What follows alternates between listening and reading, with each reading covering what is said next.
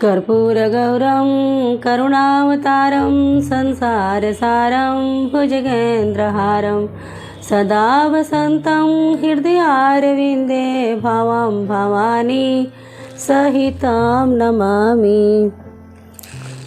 सभी दर्शकों के मेरे तरफ से प्रणाम। मैं आज एक शिव विवाह गीत गाने जा रही हूँ। अगर सबको अच्छा लगे तो शेयर सब्सक्राइब कीजिएगा। भोले बाबा के हो हमारा भोले बाबा के अखिया दोनों लाल बा, आसन मिर्गा चाल बाना। हमारा भोले हो हमारा भोले बाबा के अखिया दोनों लाल बा, आसन मिर्गा चाल बाना।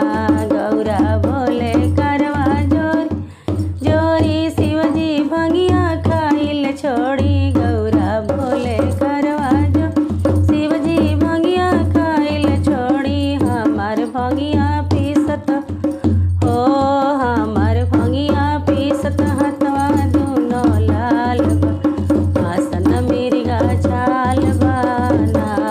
हमार भंगिया पीसत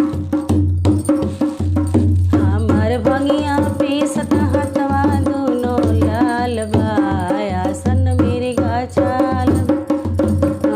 हमरा भोले बाबा के अखिया दोनों लाल बा, आसन मिर्गा चाल बा।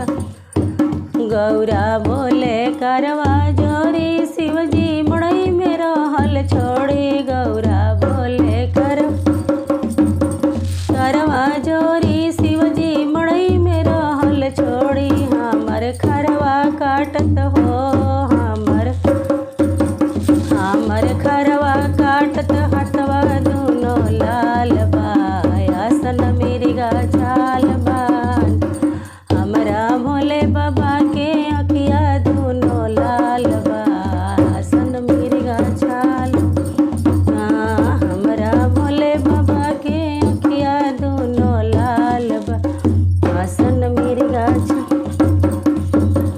गौरा भोले करवा जोरी शिवजी बसा पर चढ़ल छोड़ी। गौरा भोले करवा शिवजी बसा पर चढ़ल छोड़ी। हमार गोबरा का छत हो हमार गोबरा का छत